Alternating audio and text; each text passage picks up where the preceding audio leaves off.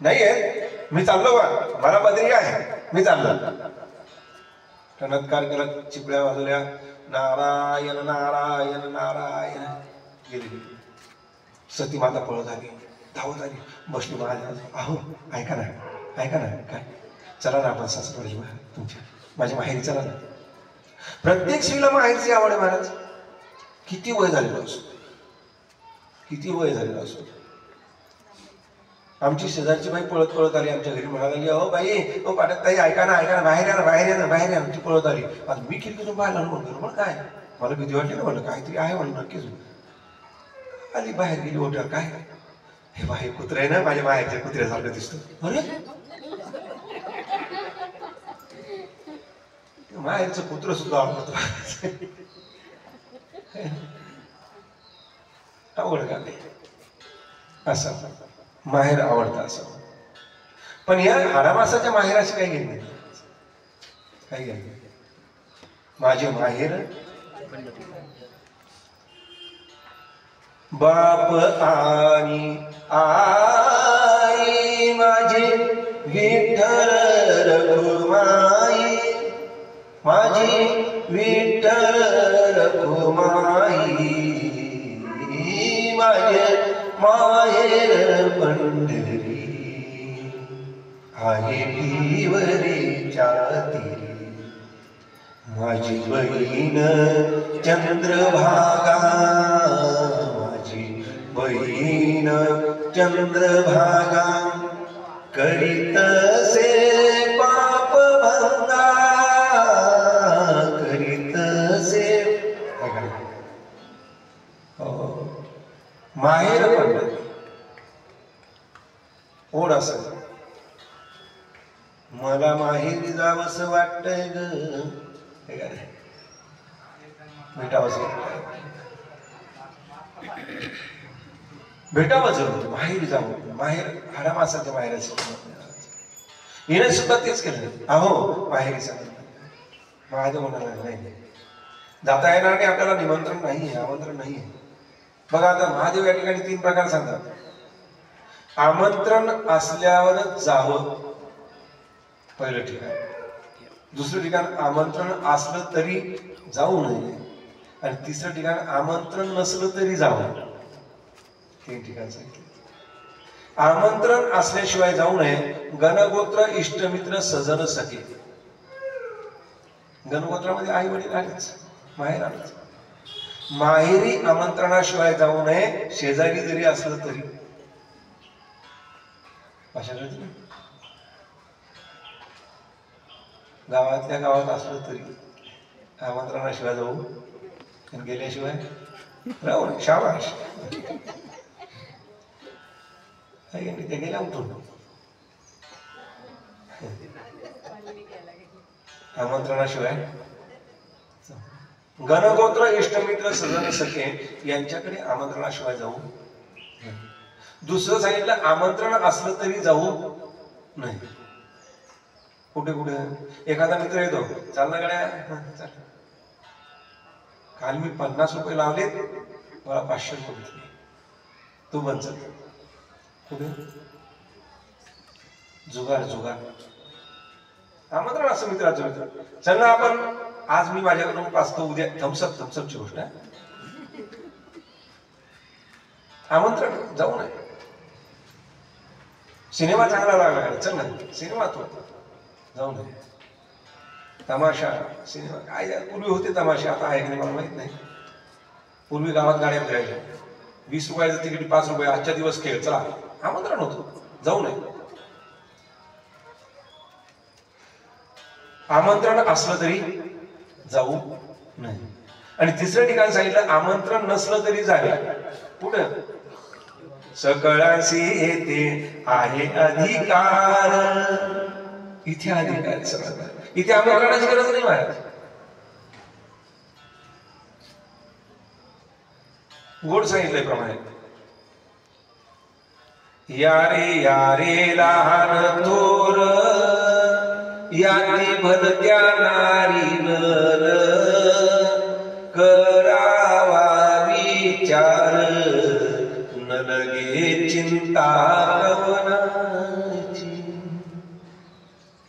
यारे यारे लहान याती भलत्या नारी नर. लहानांपासून तर मोठ्यांपर्यंत कोणत्याही जातीचे असो, नर असो नारी असो, सर्वांना इथे सगळ्यांशी आहे अधिकार. इथे आमंत्रणाची गरज नाही महाराज. लोखंडेकरचं भागवत आहे, प्रायव्हेट भागवत कथा आहे. आपण जावं का न जावं, पहिले जावं. कारण हरिकथा किंवा भगवंत कोणाच्या एकट्याच्या बापाचा खरे नाही. बाहेर का मांडले, मंडप का दिलाय? त्यांच्या घरात ते 14 जण बसायसाठी का? घरात बसूनही ऐकू शकत होते ते. त्यांच्या हॉलमध्ये मला बसवलं असतं, महाराज आम्हाला 4घांनाच कथा सांगा, बाकी कोणाची आम्हाला घेणं ना नाही. बाहेर का टाकलं? सर्वांनी यावं, आपुली सोडवून आपण करून घ्यावे. माझे स्वहित नेनती कोणी, माझं स्वहित बाकी कोणी जाणत नाही. स्वहित इथे महाराज. आपलं स्वतःचं हित जर करायचं असेल तर इथं आमंत्रणाशिवाय येऊन बसा, काही गरज नाही त्या आमंत्रणाशिवाय. पण सगळ्याकडे त्या लोखंडेबाई फिरल्या, माझ्याकडे आल्याच नाही आल्यात काय बिघडलं? देवासाठी तू जाणार, काय गरज आहे आमंत्रणाची? आपल्याला आपल्या जीवनाचं सार्थक करायचंय. मंदिरात कोणी बोलवायला येतं का?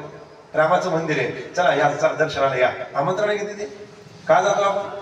अरे हे मंदिर आहे, प्रत्यक्ष भगवंत या ठिकाणी विराजित झालेले आहे, इथे बोलवण्याची गरज नाही. हे धर्म मंदिर आहे, हे कथा मंदिर आहे. भगवंतानं ते सांगितलं, पण तरी सुद्धा पत्नीने ऐकलं नाही. ज्या स्त्रीनं पतीचं ऐकलं नाही तिच्या संसारामध्ये नुकसान झाल्याशिवाय राहत. म्हणून प्रत्येक स्त्रीनं पतीचं ऐकावं, आणि पती तेवढा शहाणा असावा. नाही तर तो जर गाढवा म्हणजे गर्दवा असला तर काय उपयोग आहे? ऐका. मग एका महिलेनं मला प्रश्न विचारला कथा झाल्यानंतर, म्हणून महाराज मग नवऱ्यानं बायकोचं ऐकू नाही का?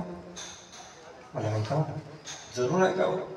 पण धर्मपत्नीनं धर्माचं पालन करण्यासाठी जर त्याला जागृत करत असेल तर निश्चित आहे. ती जर म्हणत असेल की तुमच्या मायाबापाला सोडा, तर मुळीच ऐकू नये. ती जर म्हणत असेल की आपण हे विकून टाकून ते घेऊन टाकून, मुळीच ऐकू नये. काहीच गरज नाही ना. स्त्रियांनी भरपूर शिकावं, जागृत व्हावं, व्यवहार करावा, पण व्यवहारात दक्षता असावी.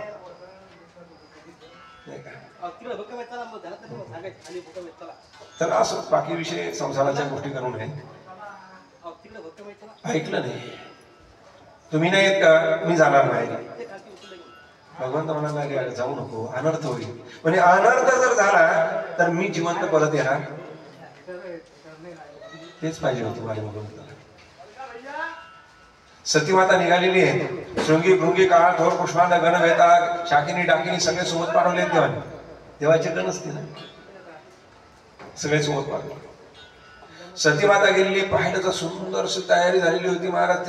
तिच्या 15 बहिणी आलेल्या होत्या, त्या नकशिकांत दागिने नटलेल्या होत्या. ही एकटीच अशी भक्त होती. त्या 15 बहिणींनी पाहिलं की आपली भिकारी आली, त्याच आपापल्या कक्षामध्ये चालल्या गेल्या, तिने भेटायची इच्छा केली नाही. अहो महाराज, श्रीमंती माणसाला फार माजवते.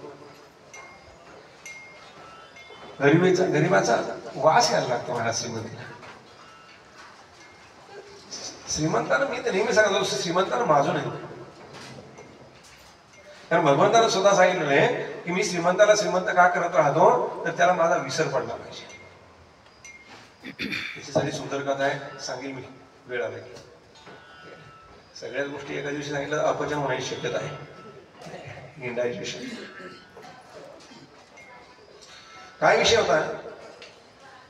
सती माता गेल्यानंतर त्या ठिकाणी बहिणी आपापल्या कक्षात निघून गेल्या. आईनं बघितलं, आईच्या डोळ्यात अश्रू आले, माझी सती आली. आईजवळ वेद नाहीये महाराज. धावत गेली सती माता, घट्ट मिठी मारलेली आईनं सतीला आणि सतीनं आईला. एकमेकाच्या नेत्रातले अश्रू एकमेकीच्या पाठीवर पडतायत. पण तेवढ्यामध्ये त्या प्रसूतीचा लक्ष गेलं दक्ष प्रजापतीकडे. दक्ष प्रजापतीचे लालबुंद डोळे पाहिले. बघा, पतिव्रत्य एवढं असावं की पतीच्या डोळ्याची भाषा समजली पाहिजे. हा, डोळ्याकडे पाहिल्याबरोबर तिनं मुलीला हृदयाचं धरलेलं बाजूला सारलं, खाली मान घालून आत चालली गेली. आता हिला वाटलं की आपल्या बापाचं दर्शन कर, पण महादेवाशी ज्यावेळेस विवाह केला त्यावेळेस त्या दक्षाने एक अट ठेवली होती की तू जर त्या जोगण्याशी विवाह जर करशील तर मी जन्मभर तुझं तोंड पाहणार. दक्षानं तोंड फिरवून घेतलं. तिने मागून दर्शन घेतलं बापाचं आणि यज्ञाचं दर्शन घेण्यासाठी गेली. पाहते तर त्या ठिकाणी सर्व देवतांचे आविर्भाग, पण महादेवाचा आविर्भाग नव्हता. हा पतीचा अपमान. पतीचा अपमान जी सहन करते ती पतिव्रता असू शकत माहेरी का असत नाही. माहेरी जर पतीला मान नाही तर त्या ठिकाणी पत्नीने पाऊल टाकू नये शास्त्र आहे. पटणार नाही शास्त्र आहे, शास्त्र आहे. प्रमलोमा नावाची जी सती होऊन गेली त्या सतीच्या प्रमलोमा संहिता वाचून बघा, अरुंधती संहिता वाचून बघा, नंतर अनुसया संहिता वाचून बघा. त्यामध्ये सांगितलेलं आहे सर की पतीचा माहेरी जरी अपमान झाला तरी त्या स्त्रीने माहेरी सुद्धा पाऊल टाकून नाही. सती मातेने तेच केलं. माझ्या पतीचा आविर्भाग नाहीये, स्वतःच्या देहाची आहुती दिली ज्वाला देवी. आजही तिथे मंदिर नाही. आता नवीन मंदिर बांधलंय तिथे देवीचं.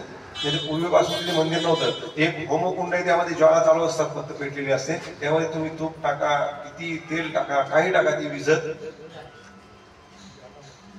बरं, आणखीन रहस्य. ती ज्वाला देवी डोंगरावर असलेल्या 50-60 किलोमीटर अंतरावर असलेल्या नैना देवीला भेटायला जाते वर्षातून एकदा. हे कोणाला माहिती आहे का? नैनिताल नाही, नैना देवी. नैना देवी ही डोंगरावर बसलेली आहे. ज्यावेळेस ज्वालादेवी भेटायला येते त्यावेळेस दिवसभर मंदिर उघडत नाही. तुम्ही हातीनं उघडायला लावून उघडत नाही दरवाजा, हातून बंद होऊन जातो. रहस्य महाराज देव नाही असं म्हणणारे जे आहेत की नाही त्यांना ते नेऊन दाखवा की सांगा आता तू उघड दरवाजा कसं उघडतो. संशोधन झालेले आहे. ज्वालादेवीची ज्वाला कशाची आहे, कोणाचं म्हणणं आहे भूगर्भातून तयार आहे, नामकरण, सगळे संशोधन तिथे संशोधक तिथे येऊन गेलेले. परदेशातले सुद्धा सायंटिस्ट तिथे येऊन गेले, पण कोणाच काही सापडलं तिथे. ना गॅस दिसत नाही, लागत ना काहीच नाही तिथे, फक्त ज्वाला चालू आहे निश्चित. कुरुक्षेत्रापासून तर वैष्णवदेवीपर्यंत 9 देव्यांचं दर्शन करून देतो मी माझ्या टीममध्ये. कोरोनाच्या आधी मी फक्त केवळ 6,500 सर्व करून दिलं होतं. आता सगळं वाढत गेलं त्यामुळे किमती वाढल्या, सगळंच वाढलं नाही का. त्या 6,500 तेवढंच नाही, शिमला सुद्धा होतं. शिमला सुद्धा नको. 6,500 काय होतं स्वप्नील दादा, गणित लावा ना. हो